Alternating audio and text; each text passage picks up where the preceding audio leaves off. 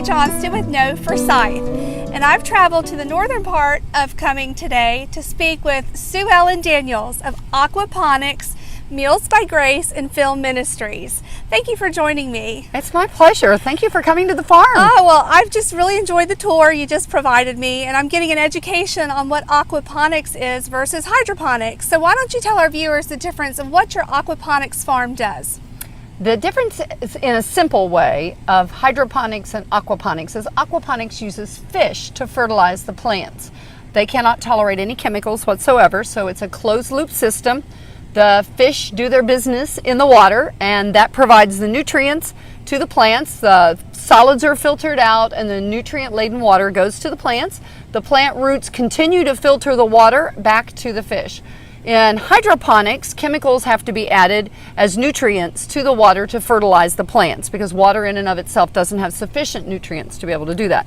That's the main difference. So generally speaking, aquaponic plants are considered organically grown, where hydroponic plants are traditionally not considered that because of the chemicals that are added. Very good. Now, this is a larger portion, or actually it's actually the smaller portion to what you're really all about. So why don't you tell us about Film Ministries and Meals by Grace? Well, we started 8 years ago as Meals by Grace.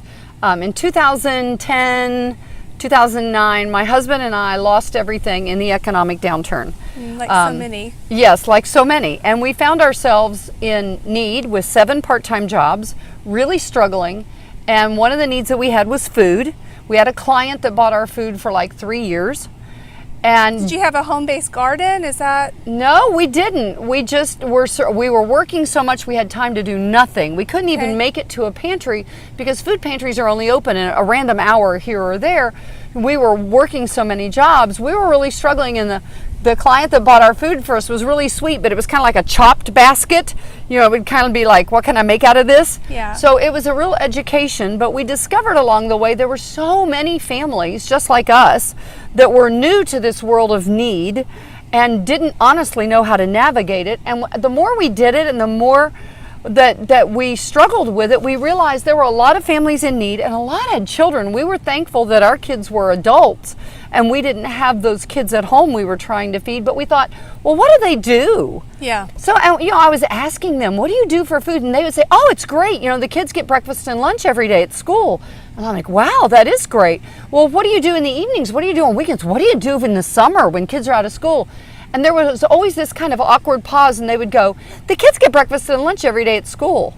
Well, it didn't take too long for us to figure out they really weren't. Right. They were struggling with that. And so I went to the school social workers and I said, this isn't right. Mama Bear can't handle that. Right. How can I help these families? And she said, well, the bigger problem is that we don't have public transportation in Forsyth County or in Dawson or a lot of North Georgia.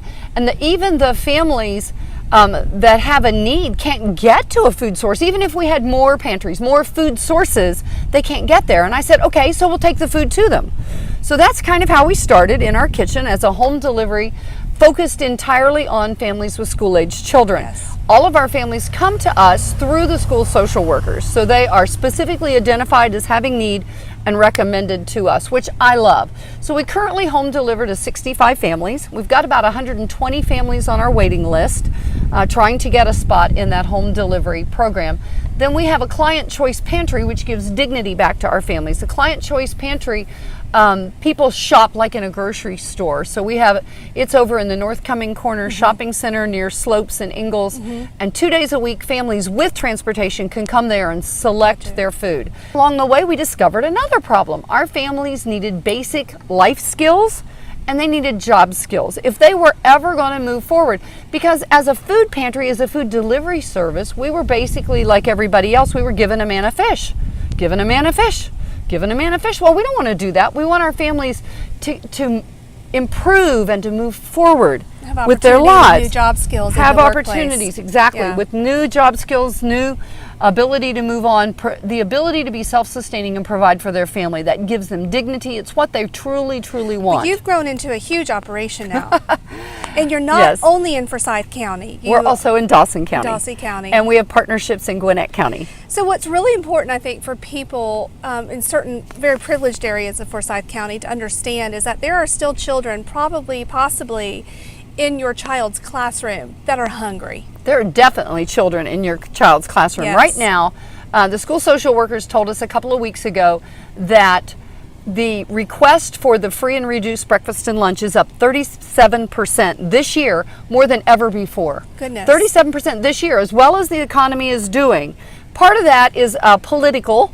There have been a couple of things introduced into our world as laws that are new guidelines for things that are actually working against each other. Okay. So a lot of our families that are borderline, that might be really close to being able to survive with a little help, now are falling into the abyss. Okay. They make too much to be able to qualify for food stamps or assistance, but they're not able to get enough hours to work because of the restrictions on employers for how and many insurance hours and provide benefits. all that stuff. Exactly. Yes. Exactly. So we've created this whole community of people that are falling in the abyss, I say, because they just don't qualify. So those are families that are in particular that need help. Something that I've been hearing from my friends and some people that I've run into that have come across the No Forsyth videos are like, why are you doing this? You know, well, I don't make any money on it. You know, I'm just out here wanting to tell great stories and show people those that in the community that are really truly making a difference. And this is my way to make the slight difference that I can, is to spread the word. Education. Right? Education. Excellent. So, but I think what frightens people about making a difference, they feel like they have to make a huge difference. Like everyone's throwing oodles of money at stuff, or they're starting these huge charities like you have. But what they don't realize is that it takes the small donations and the small gifts to the community to make these huge operations run. So they can start and be small. I always say, let's be small. Go do something small. Go volunteer one day at the aquaponics farm. Go volunteer one day to drive food. Go volunteer $5, and that grows into thousands. So how did this start for you? Did you have this grandiose idea in mind when you started this? We had no experience in nonprofits. We had neither from a volunteering standpoint. Oh, here comes somebody now. That's our intern. Oh, we have a North Forsyth High School student that great. interns with us every afternoon. Great. So we love having Mason See, another come. great high schooler doing Yes. great things. Yes, yes. We didn't have any nonprofit experience, but our experience of having lived this and still struggling. I mean, we still don't have insurance or benefits, so we're still struggling in many ways. But it hasn't stopped you. No, it keeps us grounded though with the needs of the community. So it helps us to keep our eyes open, keeps us from becoming cynical.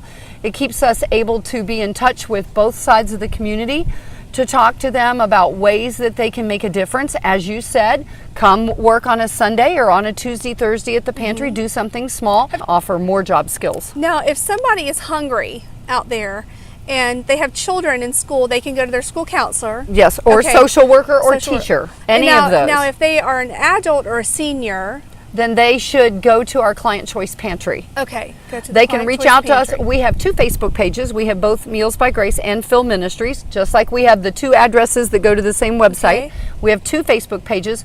Most of the time when we have emergency needs, we'll post those on our Meals by Grace Facebook page. Okay. Most information about the farm is on the Phil Ministries Facebook Okay. page. Okay. But we cross-populate between the two. No pun intended. Right. Everything's a growing analogy with us.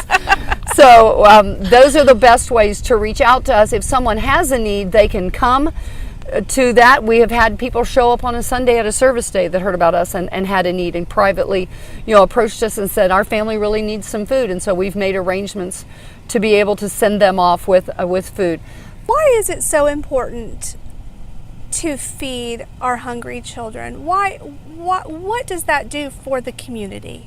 Well, what it does for the children specifically is medical research shows us that even 3 days without regular, healthy, nutritious food forever alters the chemicals in a child's brain. Mm-hmm. These are the children that are going to be running our world. Right. They're going to be taking care of us as we age. Right. I want them to have all the brain cells they can possibly have, and I want them to be firing on all cylinders. We don't want them to be of diminished capacity in any way.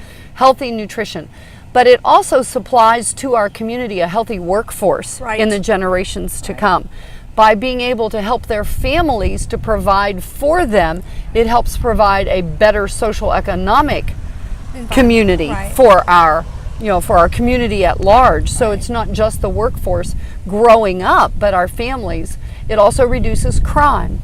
It reduces human trafficking. The two greatest reasons for human trafficking are hunger and homelessness. It's very important. So it's very important that we make sure that our children have enough food and that our families have stability. Yes. That our families, the number one reason why there is abuse and abandonment in our homes is because of a family's inability to provide for their family.